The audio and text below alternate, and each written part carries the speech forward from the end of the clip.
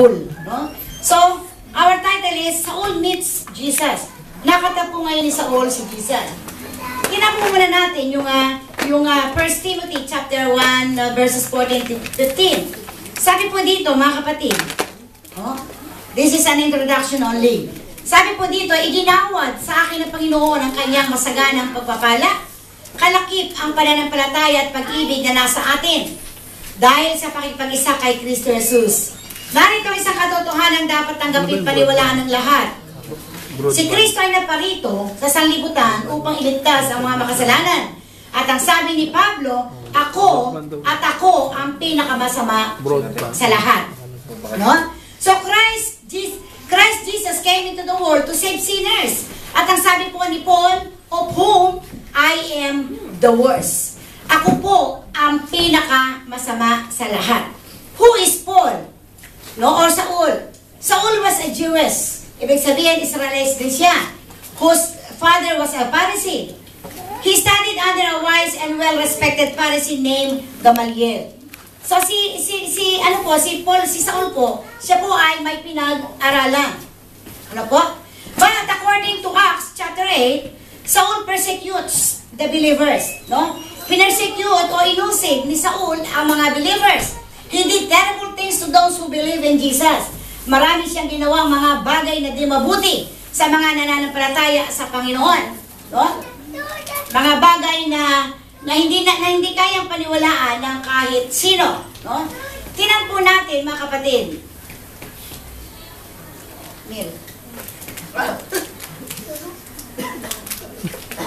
Okay, so we might think that there was a terrible punishment waiting around the corner for Saul. But Saul was about to meet Jesus and Saul would be showered with God's grace. So makikita natin, mga kapatid, na doon sa mga ginawa ni Saul, iisipin natin na marami nag-aantay na kaparusahan sa kanya.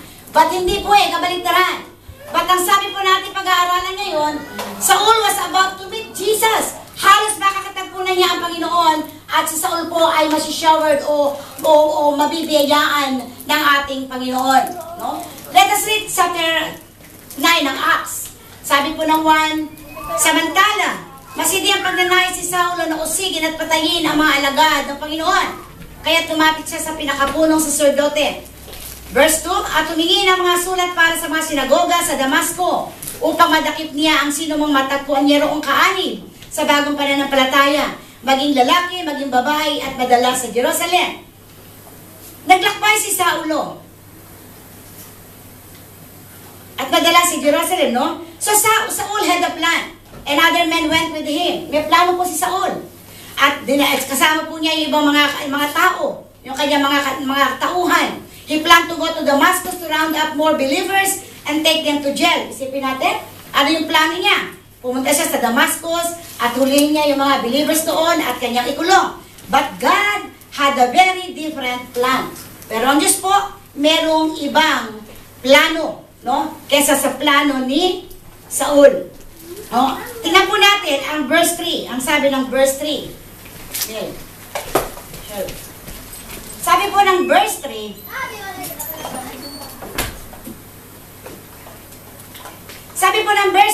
naglakbay si Saulo patungong Damasco.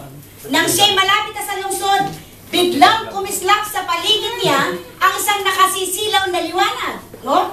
Tingnan natin, mga kapatid, kung paano tinawag si Saulo ng ating Panginoon. At ang sabi ng 4, ano pa, napasubasub siya at narinig niya ang isang tinig na nagsasalita sa kanya, Saulo, Saulo, bakit mo ako pinag-uusig? Saul, Saul, why do you persecute me? No? Ang sabi ng 5, who are you, Lord? No? Sino po kayo, Panginoon? Tanong niya. Ako'y si Jesus ang iyong inuusig, tugon niya sa kay Saul. So, ang verses po, kaya nanginig siya at nagulat na nagsabi, Panginoon, ano po ang gusto ninyong gawin ko? Sabi niya gano'n. Kaya sinabi ng Panginoon sa kanya, tumindig ka't pumasok sa lungsod, sasabihin sa iyo kung ano ang dapat mong gawin. At ang sabi ng verse 7, natilihan ang mga kasama ni Saul. Ano ibig sabihin ng natilihan? Nagulanat, no? Narinig nila ang tinig, ngunit wala silang makitang sinuman. Tumindig si Saulo at itinilat ang kanyang mga mata, ngunit hindi siya makakita. Kaya't siya inakay nila hanggang sa Damasco. Ano po ang sabi ng verse 9? For 3 days, he was blind and did not eat or drink anything. So, nang mamit ngayon ni Saulo, ang ating Panginoon, ito sa pamamagitan ng isang ilaw mula sa langit. At ano po ang nangyari kay Saulo? Siya po hindi nakakita at siya po hindi kumain, no? For 3 days.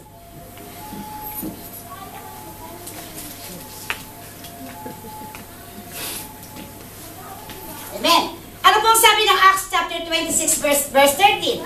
Sabi po dito, the light that shone on Saul was straight from heaven. So yun pong light na sumimbad kay Saul, ito po ay galing straight from heaven. It was much brighter than the sun and it was directed right at Saul. Ang sabi po ng Biblia. Yung pong liwanag na tumambad o umilaw o sumilaw kay Saul, ito po ay mas maliwanag pa kaysa sa buwan. No? The light and the light was Jesus. Yung liwanag na yun ay si Jesus. And it is God's glory which is so bright that there's no need for any other type of light in heaven. So yung glory po ng Panginoon, ito po yung isumilaw kay Saul. Just as Jesus appeared to his disciples after his resurrection, now he appeared to Saul. No? Si Saul, ang Panginoon po, siya po ay nagpakita kay Peter at sa 12 disipulo. At ang sabi po ng Biblia, nagpakita rin siya sa mahigit na 500 brothers. At ang sabi rin po, nagpakita siya kay James. At at this time, he appeared to Saul. So this is shining light caused Saul to fall to the ground. No? So ito po ngay light na ito po naging dahilan upang si Saul ay bumagsak doon sa lupa. Then he heard the voice of Jesus. At narinig po niya ang tinig ni Saul ng Panginoon. So why do you think Jesus said, Saul, why are you persecuting me? Bakit sinabi ng Panginoon na, Saul, bakit mo ako pinapersecute? No? Bakit sinabi ka ng Panginoon kay Saul? Because those who believe in Jesus are called the body of Christ, like what Brother Masud prayed for us this afternoon. And Jesus is the head of the body. No? Sapagkat tayo po mga sumampalataya sa Panginoon, no? We are called the body of Christ. Tayo po yung katawan ni Kristo. And Jesus is the head. Ang Panginoon po ang pinakapuno, ang pinakaulo. And the head can always feel what happens in the body. No? Ang ating pong ulo, nararamdaman po niya kung ano ba yung nangyayari sa ating katawan. Po? And God's Holy Spirit lives within us. Believer, do you believe that? Nananahan ba sa inyo ang Espiritu ng ating Panginoon? Because we are in Jesus and He is in us. No? Ang Panginoon po suma sa atin. Ang sabi ng Bible, our body is the temple of our Lord Jesus Christ.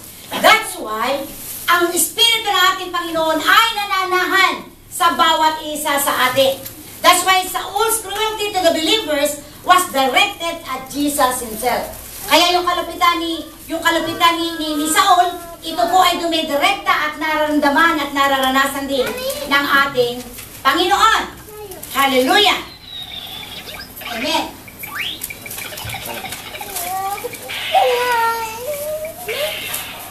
So if you are a believer, kung kayo po ay mananampalataya, whatever is done to you is all done to Jesus. Kaya hindi tayo dapat malungkot Sapagkat kung ano yung nararanasan natin, kung tunay tayong nagmamahal sa Diyos, kung tunay natin tinanggap ang Panginoon bilang Panginoon at tagapagligtas sa ating buhay, and we can call ourselves a believer, so whatever is done to you is also done to Jesus.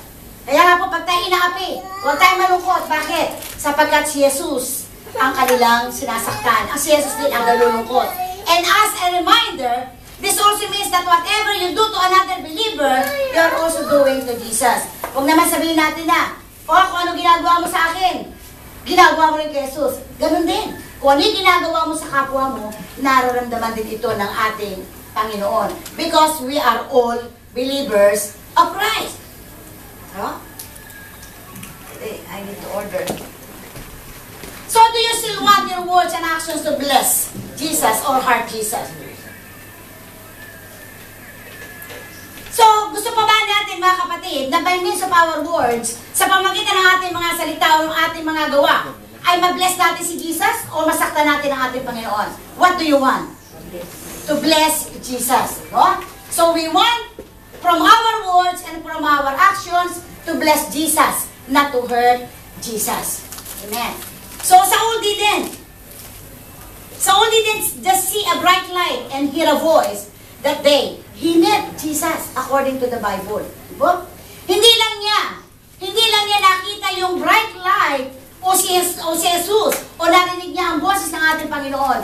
But the Bible said, he met Jesus.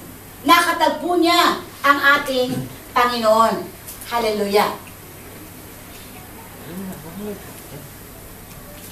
And at that moment, Saul knew that Jesus had been raised from the dead. At nang makatagpo niya ang Panginoon, nabatid niya ni Saul na ang Panginoon po ay nabuhay mula sa mga patay. And he is not an ordinary person or ordinary man. And he is not a false prophet. And finally, he knew that Jesus is the Lord. Amen po ba? No? Nang makatagpo niya ang Panginoon, naalaman niya ngayon na si Jesus ay nabuhay mula sa mga patay. At hindi siya ordinaryong tao. Kasi ang ibang sekta po, ibang samahan, ang sabi nila, Jesus is a man. Jesus is a person. Totoo po yun, ba't siya nagkatawang tao? Amen po ba? Now, that when Saul met Jesus, he realized that he is not an ordinary man. He is not a false prophet. But Jesus is the Lord. Jesus is Lord. Can you say it? Jesus is Lord. Jesus is Lord. Palakpakan po natin ang Panginoon. Hallelujah! Glory to the living God. Amen. Hallelujah.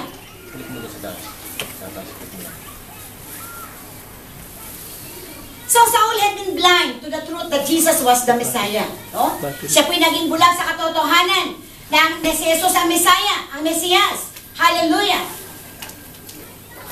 The Son of God. But when he met Jesus, his eyes were opened. No? Siya'y nabulang sa katotohanan na ang Diyos ay ang siyang Mesiyas, ang anak ng Diyos.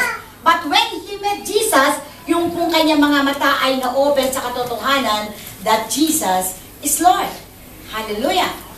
And Saul followed Jesus' instructions. And he went into Damascus. Meaning, he obeyed God. Sinunod ni Saulo ng ating Panginoon. Pumunta siya ngayon doon sa Damascus at sinunod niya ang mga instruction ng ating Panginoon. Ano pong sabi ng Acts chapter 9 verses 11 to 12? There was a believer named Ananias who loved the Lord very much. God spoke to him in a vision, telling him to go down the street called Straight to find Saul. So sabi natin kanina, si Gamaliel po ay teacher ni Saul nang siya ay nag-aaral. So ito po si Saul, ay si Gamaliel, ito po ay may takot sa ating Panginoon. No? Kaya ang Panginoon po ay nagsalita sa kanya, nagbigay ng vision o pangitain. At sinabi niya, pumunta ka doon sa lugar na yon at hanapin mo yung pangalang Saul. Amen.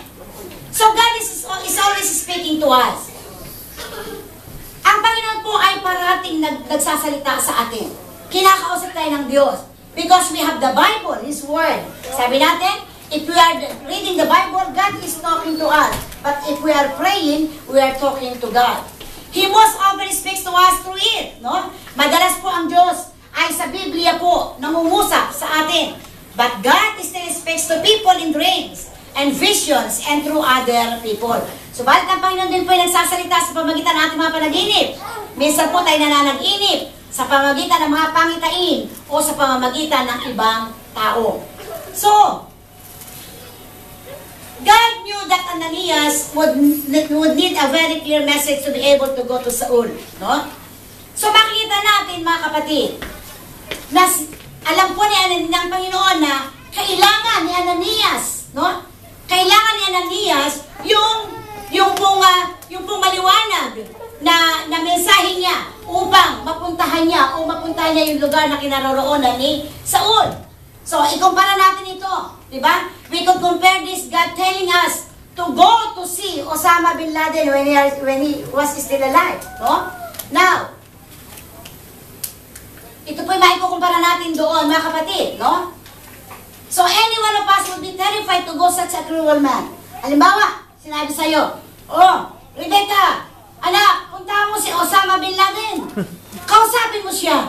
What will you do, Sister Rebecca? Kakausapin niya si Si Saddam. Kakasapin mo? Si Saddam yan, kay Saddam. Magtatago ka. Dahil si Osama Bin Laden ay, di ba kilala itong very cruel man. But, tama si Rebecca, if she is sure that this was what God said or told her to do. Di ba? Magagawa natin kung tayo nakakasigurado na ang Diyos mismo yung nangusap sa atin. Amen po ba? But if you are not sure that God talked to you, you cannot go to Osama Bin Laden to meet him, because we know what is the attitude of Osama Bin Laden, no? Amen. So God was working with Ananias and Saul at the same time. Makikita natin na ang Panginoon po, siya po'y gumagawa sa buhay ni Ananias at gumagawa din sa buhay ni Saul. God told Ananias that he had given Saul a vision of a man named Ananias, coming to him to lay hands on him so that he would be able to see again. So, ang Panginoon po ay nagsalita o sinabi kay Ananias na nagbigay din siya ng pangitain kay Saul, no? Kay Saul, na meron pong pangalan na Ananias na pupunta sa kanya upang ipatong ang kanyang kamay at siya ay pagalingin sa kanyang pagkabulag upang siya ay makakita muli, no?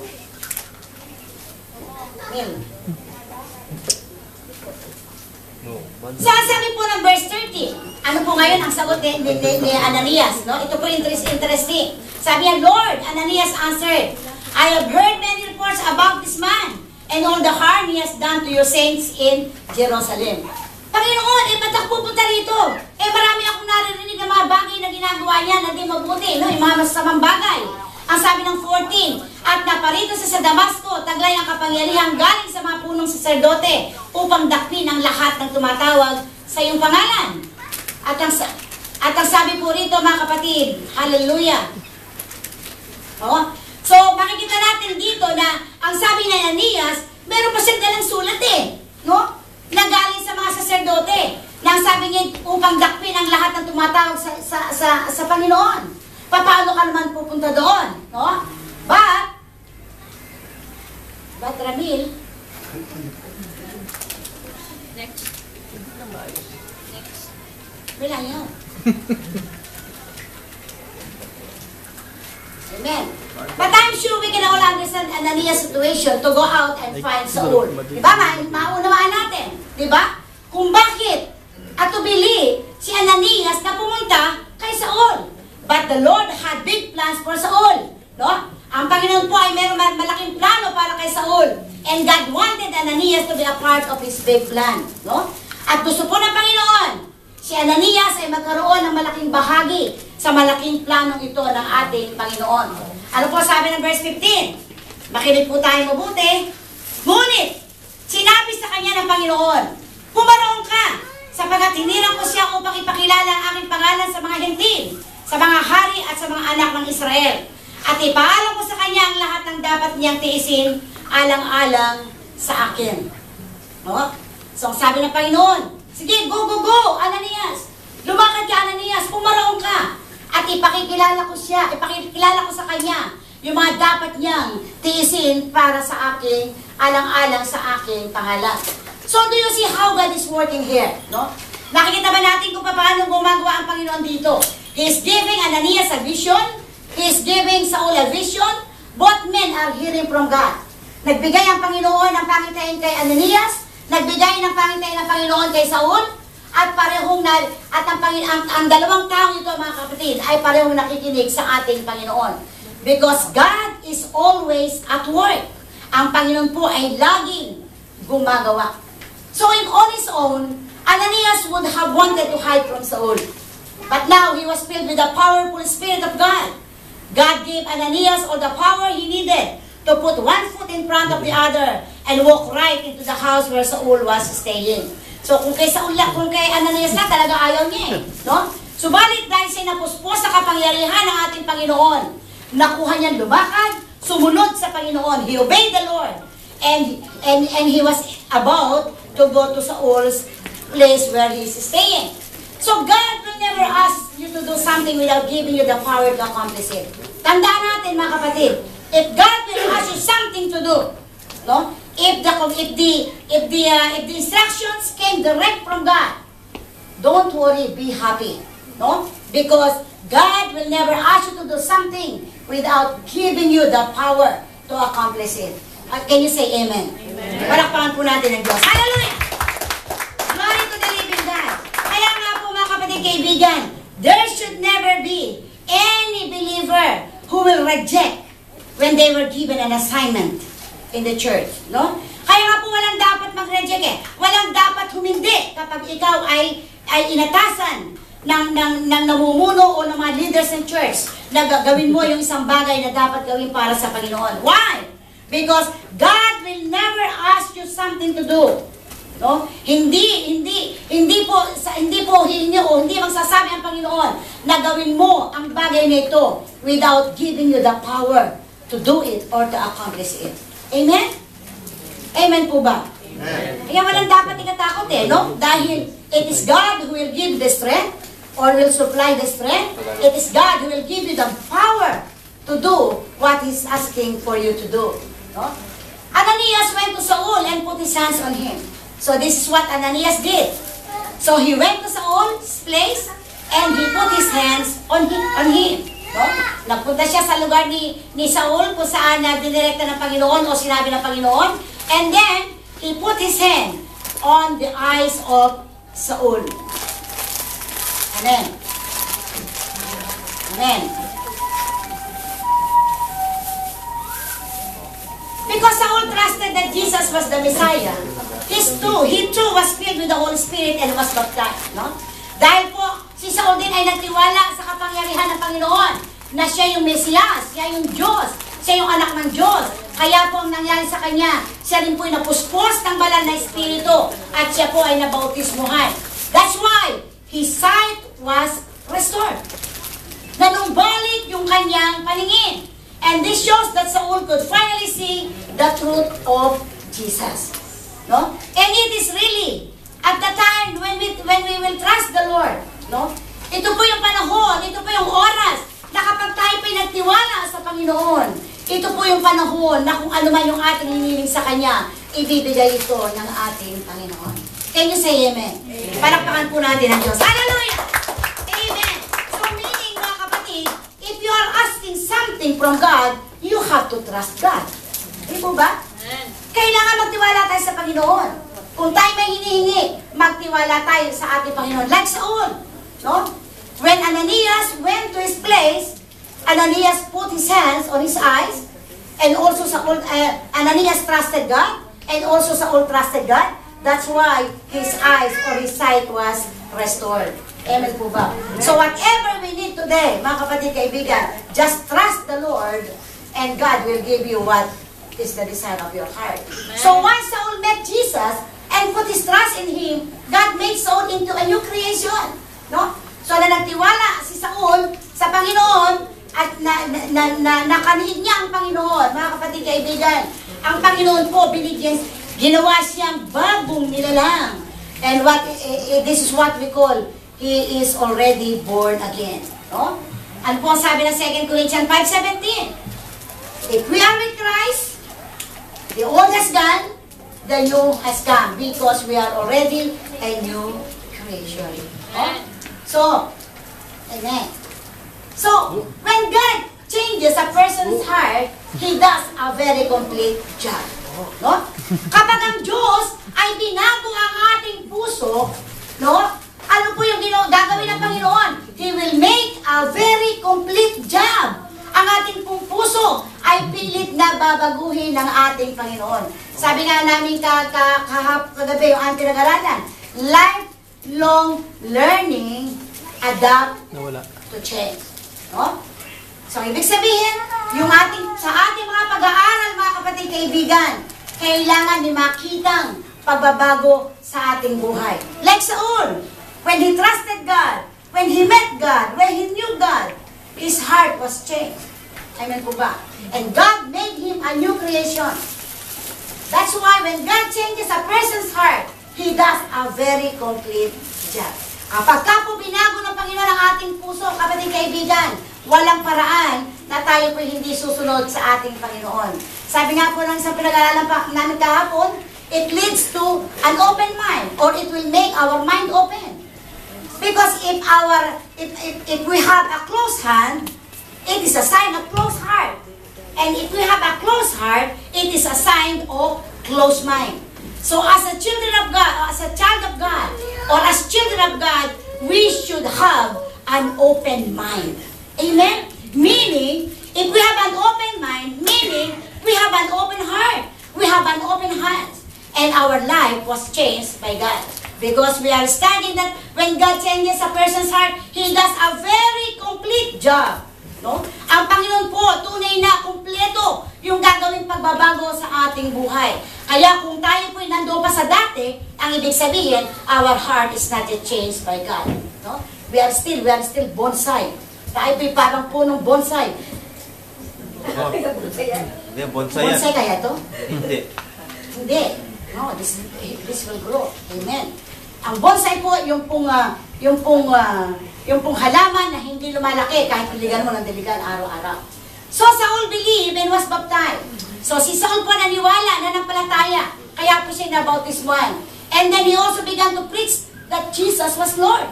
No? At simula po noon mga kapatid, siya po'y nangaral na, kagaya natin, na si Jesus ay ang ating Panginoon. Just imagine how amazing that must have been. No? Diba? Kagila-nilalas ka mga mangha, yung nangyari kay Saul. Si Saul na number one persecutors ng mga mananampalataya. And according to the Bible, he is one of those who agreed to for Stephen to be stoned. Siya po isa sa mga kasabwat. Para po si Stephen, kilala niyo po ba si Stephen sa Acts? Yung binato. Yung mananampalataya ng Panginoon, binato hanggang sa mamatay. Siya po ay isa doon, ang sabi ng Biblia. No? At sabi po ng verse 21, all those who heard him were astonished and asked, isn't he the man who raised havoc in Jerusalem among those who call on his name? And hasn't he come here to take them as prisoners to the chief priest? So, of course, di ba, alam ng tao, siya yung number one taga-usig ng Panginoon. Subalit isang araw, nakita nila na nakatayo si Saul, no? Na nangangaral ng salita ng Panginoon. Kaya ang mga tao ay nagtatanong, hindi ba ito ang dating umuusig sa mga tumatawag sa pangalang ito sa Jerusalem? Tanong nila, hindi ba't naparito siya upang sinidakpin at dalhin gapos sa mga punong saserdote? Bakit nila tinanong?